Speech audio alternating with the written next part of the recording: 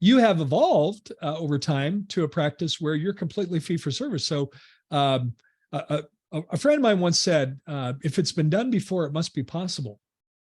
So you're living, breathing evidence of the fact that it is possible, even in a highly competitive environment. I want to say that it's possible, but that doesn't mean it's easy, right? So, you think about people with six-pack abs. It's possible. Do I have six-pack abs? I don't.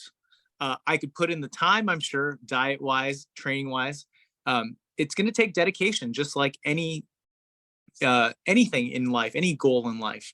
Yeah. So for us, the big thing was just patient education and trusting the fact that, look, you've got to have a good quality product, right? The analogy I always give people is, and I really think everybody calls dental insurance a coupon. I think a better analogy is a Groupon. And if you're familiar with Groupon, what it is you offer discounts to your practice so that you get people coming in and you get awareness. So, if I start a burger joint and I start Groupon, I might say, you know what, I'm going to offer $5 burgers and, limit one per customer.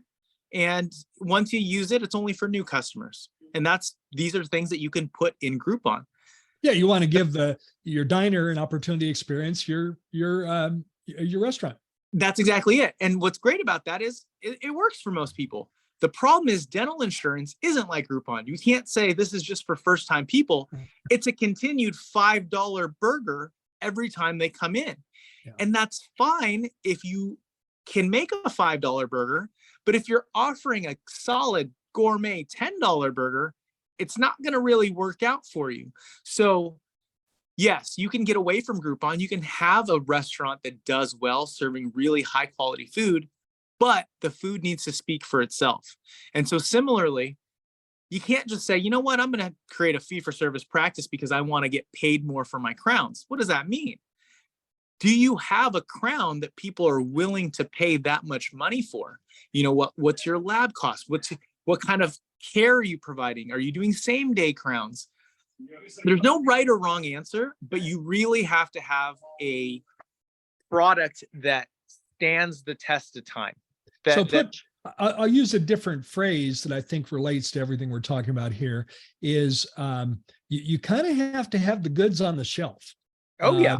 In terms of your CE, in terms of your your acumen, your diagnosis, you really have to have a product that a consumer will pay more for.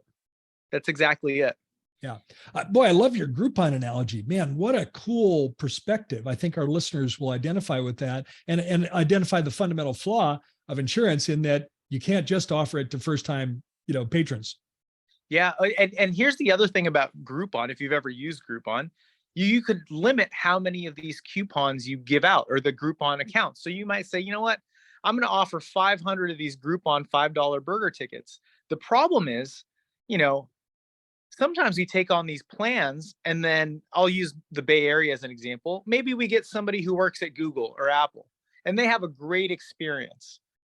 And then they tell all their coworkers. And this sounds great because you're going, oh my gosh, I'm getting all these new patients who work at Apple, who work at Google, who work at Solution Reach and Salesforce or whatever.